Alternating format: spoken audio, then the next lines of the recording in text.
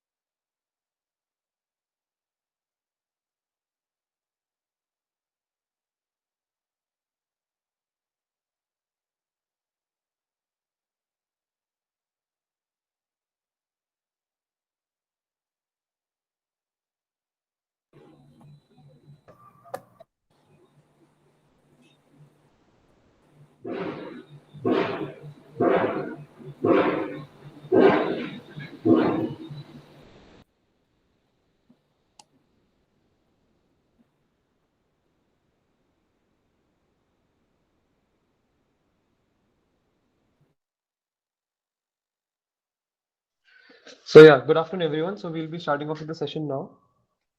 So we are students of Shiv Nadar University, and we are conducting this workshop on women in business and intellectual property rights. This workshop aims to provide an overview of the important role that IPR plays in promoting and protecting innovation and creativity, and how it can benefit women entrepreneurs and business owners. Intellectual property rights can help women in business to safeguard their innovative ideas, products, and brands, and to gain a competitive advantage in the marketplace. This workshop will cover the basics of IPR, including patents, trademarks, copyrights, and trade secrets, and how to identify and protect your valuable intellectual property assets. We will also discuss the challenges that women face in this business world and how IPR can help overcome these challenges. Through this workshop, we hope to empower women entrepreneurs and business owners to leverage the benefits of IPR and succeed in the competitive business landscape. So, moving on, what is intellectual property protection? Intellectual property is a class of intangible assets that allow innovators or creators of intellectual materials to maintain some degree of control over the use of that material. In the absence of intellectual property protection, dissemination or commercialization of the materials, such as the sale of a product containing a technical innovation, may result in the information entering the public domain. Now that you know what IPR is, how do you think it impacts businesses? Let's go through some goals. Developing product business level goals. To align the IP, it is a prerequisite to have a clarity on the specific business goals.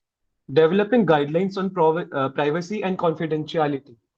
Startups should have a clear documented guidelines on the matters of privacy and confidentiality, as these may have direct or indirect bearing on the intellectual property ownership. Setting up an empowered committee of business in R&D and manufacturing and IP. A committee must be set up with composition from business, R&D, manufacturing and IP to overlook into IP related activities. Now my colleague Manish will continue further. Uh, Today, I would like to talk about the increasing presence of women in the world of business and the positive impact they bring. As women gain more power and influence in the business world, they are driving new innovation and bringing fresh ideas to the table. This is great news for consumers as it means they have access to wider range of products and services that are more relevant to their needs. Women are shaking things up in the business world, and this is good for everyone. But it's not just about innovation. Women in leadership positions bring a unique set of skills and competences that can help enact the real change. Recent studies have found that women score higher than men on nearly all emotional intelligence competences, which are essential for effective workplace leadership. Women in business are paving the way for a more diverse and inclusive workforce, and this can only be a good thing for companies and society as a whole. So let's celebrate the women who are making a difference in this world of business, and let's continue to support them as they strive for success. Another key benefits of having more women in business is the promotion of diversity and inclusion. As more women find pathway into the corporate world and progress throughout it, they bring with them their unique perspectives and experiences. This diversity is crucial in creating an inclusive workspace where everyone's voice are heard of and valued. Moreover, having more women in business means that there are more role models and inspirational figures for young women to look up to. This in turn can make the industry more appealing to others who might have otherwise been discouraged from pursuing in their career in business. Finally, the rise of women in businesses is having a broader impact on society as a whole, as it is helping change social norms. As more women enter and succeed in the business and more female entrepreneurs create change, these social norms will shift. This means that the future generation will grow up with more equitable and inclusive understanding of what it means to be a business leader or entrepreneur. Women are making significant strides in the world of business today, and the benefits are clear. From driving new innovation to bringing a unique set of skills and competences to leadership roles. Women are changing the face of the industry as we continue to promote diversity and inclusion and inspire more young women to pursue their dreams. We can expect that to see some more positive changes in the years to come. Uh, Another important aspect of women in business is their perception in the world of intellectual property rights, which is IPR. Protecting IPR is crucial for economic growth and empowering women in business. IP rights provide financial incentives for women and give them exclusive power over their unique creations. This not only benefits the individual women entrepreneurs, but also create a more diverse and innovative business environment. In fact, IP rights can be a significant driver of entrepreneurship by inspiring women to come up with innovative ideas and inventions. This, in turn, can lead to significant advances in technology and industry, ultimately benefiting society as a whole.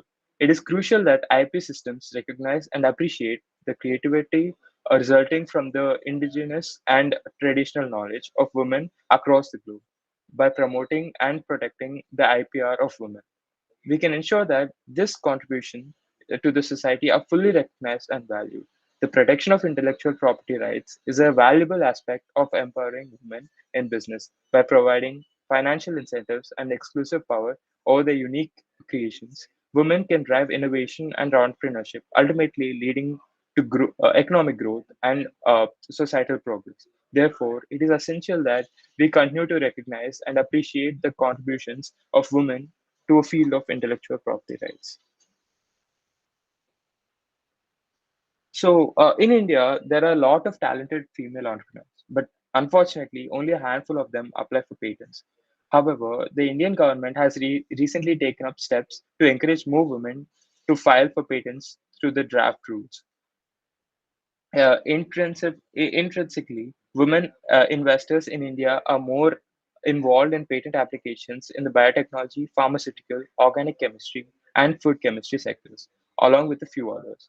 This indicates that women are making significant contribution to their fields and are deserving of recognition and protection of their intellectual property rights. Moreover, women in significant fields are more likely to work within an established organizational structures rather than an independent entrepreneur. This means that even if it were a woman employee who made the invention, it is likely that the company where she works would be the patent applicant.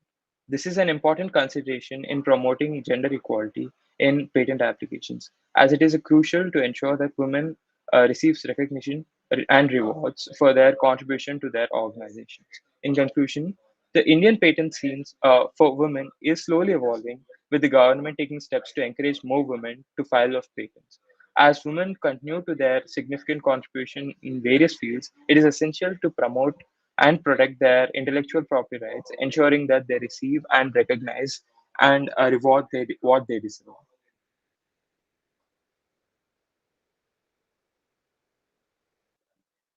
And this is basically the graph where inventors in their workplace, where there are three graphs, one depicting the female and male portion, and second one showing the overall workforce, where we can see the equality of 50-50% in both sides, and the research part where I think there's a little bit wrong in the PPT, but it's women 28% and male 72%. So the women are being innovative and doing good research. So we could quadruple the rate of national innovation by increasing the invention rate among women and minorities through with the help of the government.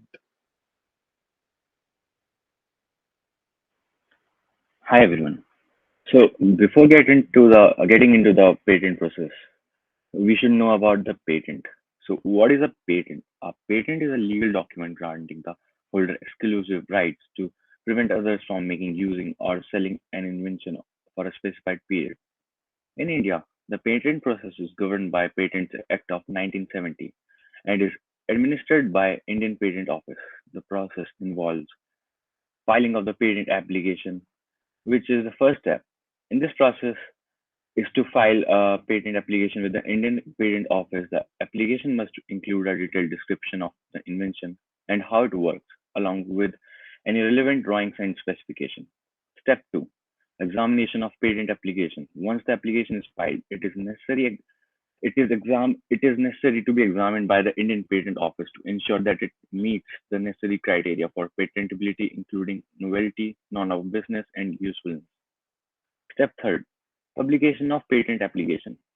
If the application is found to be in order, it is published in the patent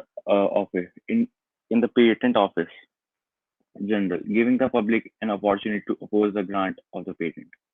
Oppositions proceedings. An interested party may oppose the grant of the patent within a specified period of time after publication. Opposition proceedings may involve a hearing, and the patent may be granted or rejected based on the outcome.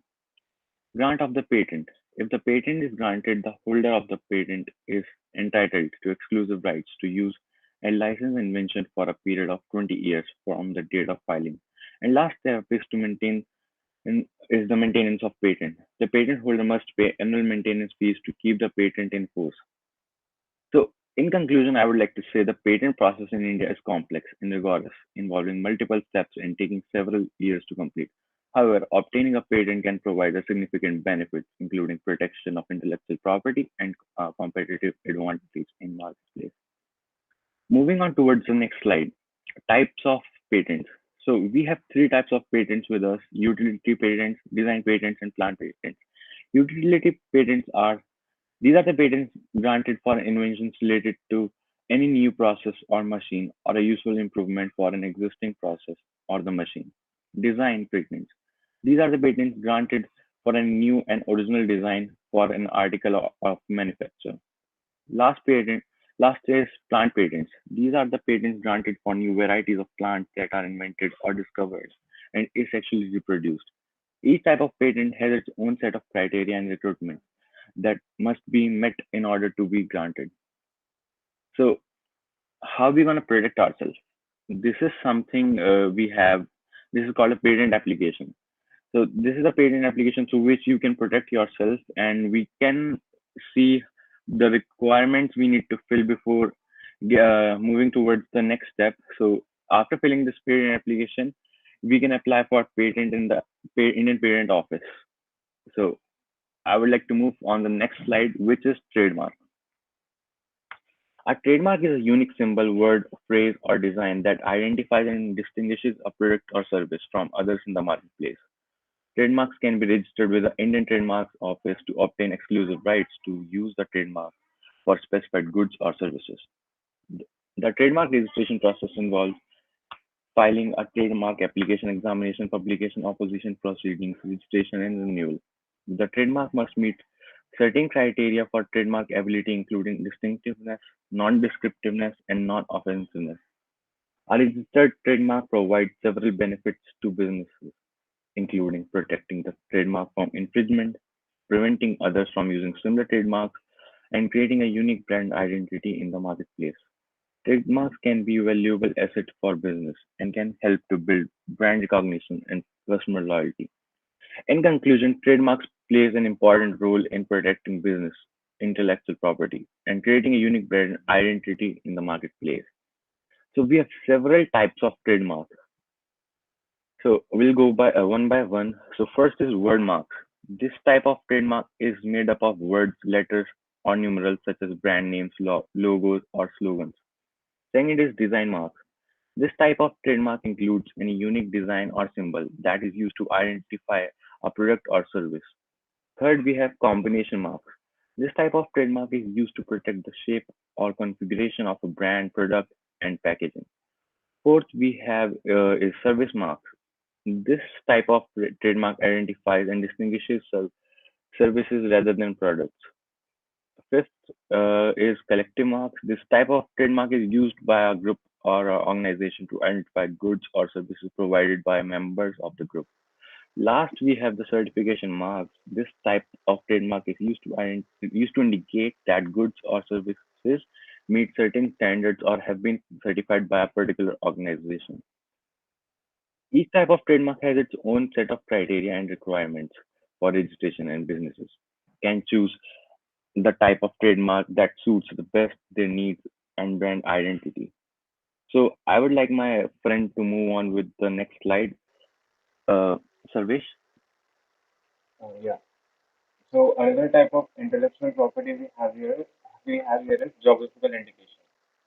This is a unique kind of IP because GI identifies a product as originating from a particular geographical region, where the quality, reputation, or other characteristics of the product are essentially attributable to the place of origin. The GI system provides legal protection to the producers of such products and ensures that the consumers are able to identify and trust in the authenticity and quality of the products they purchase. Examples of Indian products with GI include Darjeeling tea, Banarasi silk, and even Alfonso Mago. A famous example of GI could also be champagne. The only wines that are legally allowed to be named champagne must be bottled within 100 miles of the Champagne region in France. So, to summarize, a geographical indication is a valuable tool that helps to protect the unique identity and cultural heritage of the product and the people who produce it. Next slide. So we have Darjeeling tea. Some of you may have heard it or even use it on a regular basis. Darjeeling tea was the first product in India to be granted a geographical indication status in 2004. Darjeeling tea is a type of tea grown in the Darjeeling district of West Bengal, India, and is known for its distinct flavor and aroma. The GI status provides legal protection to the tea's origin and ensures that only teas grown and produced in the Darjeeling region can be marketed as Darjeeling tea. This has helped to protect the uniqueness and reputation of the tea and ensure that the consumers get only the authentic and high quality products. So yeah, as you can see, Darjeeling is displayed in the logo along with a picture of an Indian woman holding tea leaf all in a roundel.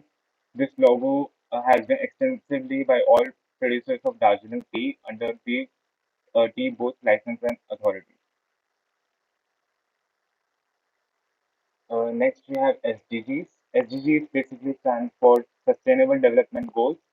These are a set of 17 global goals that were adopted by the United Nations General Assembly in 2015 as part of the 2030 Agenda for Sustainable Development. The goals cover a wide range of areas, including health, education, gender equality, environmental sustainability, and economic growth. They provide a framework for countries and organizations to work together to achieve a sustainable future for all. Even in this slide, you can see all of the 17 goals we have mentioned. But how does IP contribute to these goals? In context of intellectual property rights, SDGs are primarily related to promoting innovation and creativity, protecting and leveraging intellectual property, and ensuring access to essential goods and services. And it would be fair to say that WIPO contributes to innovation for nations. A nation's ability to innovate and compete globally is linked with intellectual property and supportive innovation ecosystem that includes policies, legal frameworks, infrastructure, and education. WIPO provides analytical reports like the Global Innovative Index, World Intellectual Property Indicators, and other reports which help in improving the innovation performance. Addition to all these, WIPO helps in leveraging new technologies, providing training and further education, and offering alternative dispute resolution options. So overall, a strong IT system is essential for countries to achieve the SDGs and promote sustainable development. So why is IP important for SDGs? Intellectual property rights such as patents, trademarks, and copyrights incentivize and protect innovation and creativity, which are essential for achieving several SDGs, including SDG 9, Industry, Innovation and Infrastructure, SDG 7, Affordable and Clean Energy, and SDG 11, Sustainable Cities and Communities. It helps in ensuring universal access to essential goods and services, such as healthcare and education, which is a key SDG. IP can play a critical role in achieving these goals by incentivizing the development of new technologies, medicines, and other products that can help to address these challenges. By providing a legal framework that protects the IP rights of inventors and creators, IP encourages investment in research and development, which can lead to the creation of new technologies and products that can improve access to essential goods and services. WIPO also plays a role for achieving SDG 5 on gender equality and empowering all women and girls. WIPO recognizes unique challenges that women face in the IP system and supports policies and programs that address these challenges. This is crucial for achieving SDG 5, which is focused on gender equality and empowering all women and girls. By promoting gender equality and empowering women in the system, uh, WIPO helps to create a more inclusive and diverse innovation ecosystem, which can lead to creation of new technologies and products that better serve the needs of women and girls. IP can protect and promote cultural diversity and traditional knowledge, which are important for achieving SDG 4, quality education, and SDG 16, peace, justice, and strong institutions.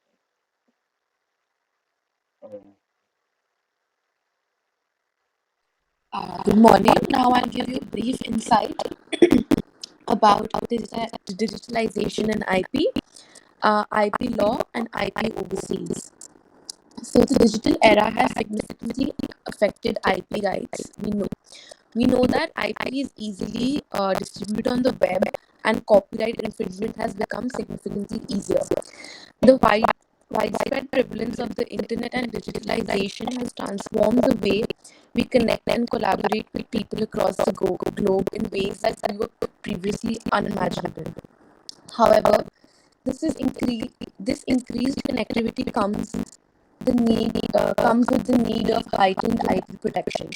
Therefore, it is essential for every business and individual to develop an IP strategy that ensures that safeguarding of their IP intellectual property. So, what steps can we take to protect our IP in the digital sphere? One is through the use of digital watermarks, digital signatures, or digitally signed fingerprints. Another way is to encrypt our files to prevent unauthorized access.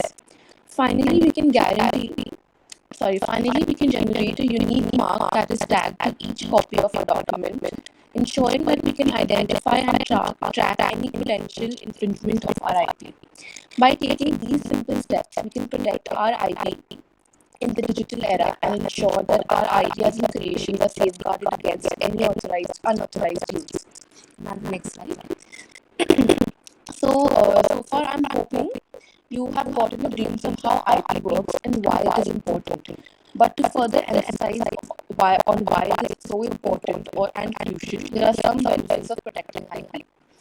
Firstly, ideas alone have no commercial value, but through intellectual property rights or IPR, you can transform them into commercially viable goods and services. By protecting your IP, you can secure your exclusive rights to use it, manufacture, and distribute your creations, giving you a competitive edge in the market. Secondly, your IP, whether it's a patent or copyright, can create a unique selling proposition for your business. It gives your business an identity that sets it apart from the others in the market. This can be particularly useful when you're trying to establish a brand or differentiate yourself from the competitors. Thirdly, IP creates a lasting impression on customers and potential investors. Your IP can reflect the quality and uniqueness of your product or services. It can also show your commitment to innovation, which is an attractive quality for investors looking to back a business with long-term growth potential. Lastly, businesses focus on their IP to safeguard their intellectual property from intentional or unintentional infringement. By protecting your IP, you can prevent competitors from stealing your ideas or products and also minimize the risk of legal disputes. This can save you time and money in the long run, as well as protect your reputation and brand image. So, international intellectual property law. This refers to a set of regulations that control the creation, protection, sharing, and use of intellectual property worldwide. IP includes any intangible property created in mental work such as invention, creative work, design, or ideas. Many countries have established global laws to provide international protection for all types of IP. This means that an individual or company's intellectual property is protected not just in their home country, but also other countries that have agreed to the same international laws. This is crucial for businesses that operate globally or have an international presence, as it shows that IP is safeguarded wherever they go.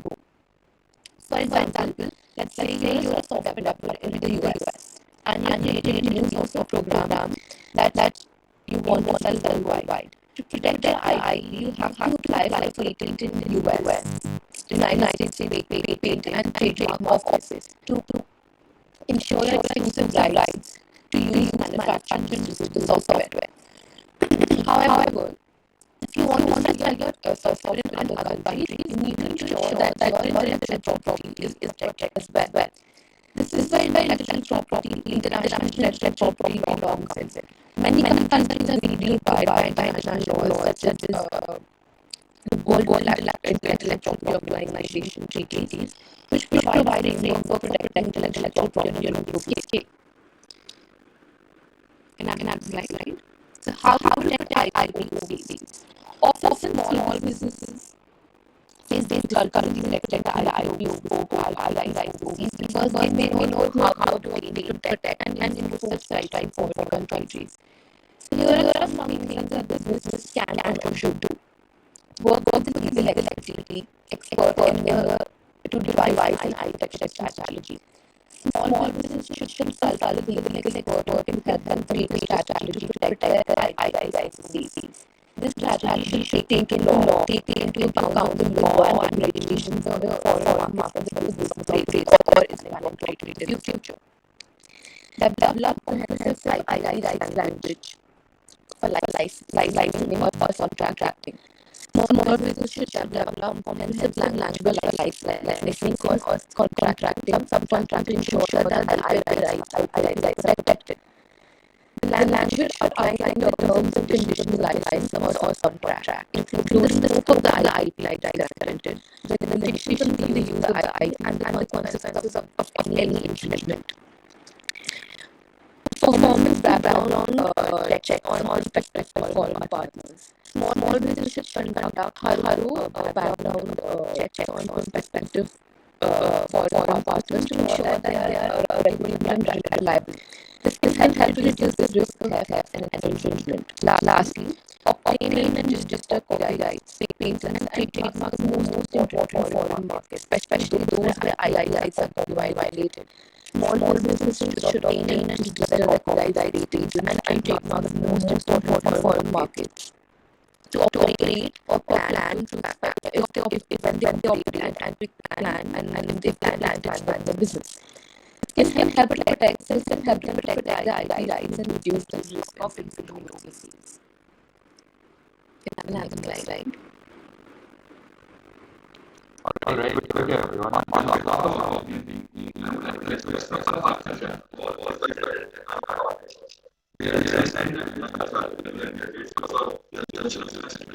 We hope that you found this workshop insightful and we have prepared a short quiz for those workshop that you can start with. We've also attached the link in the chat.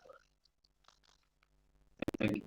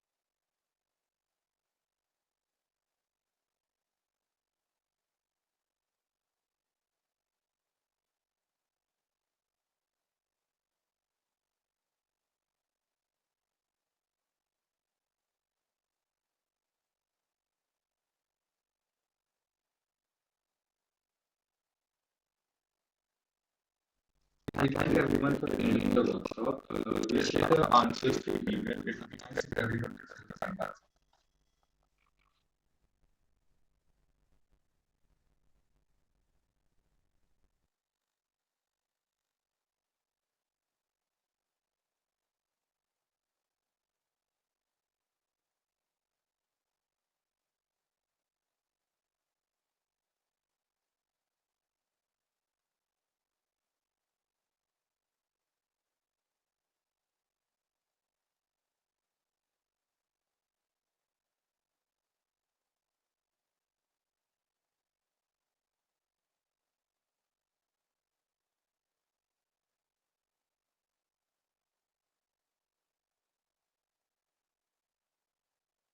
So yeah, we'll be ending the session in 5 minutes. So if anyone of you have any doubts, we are here to discuss, and you can present your query on the chat box.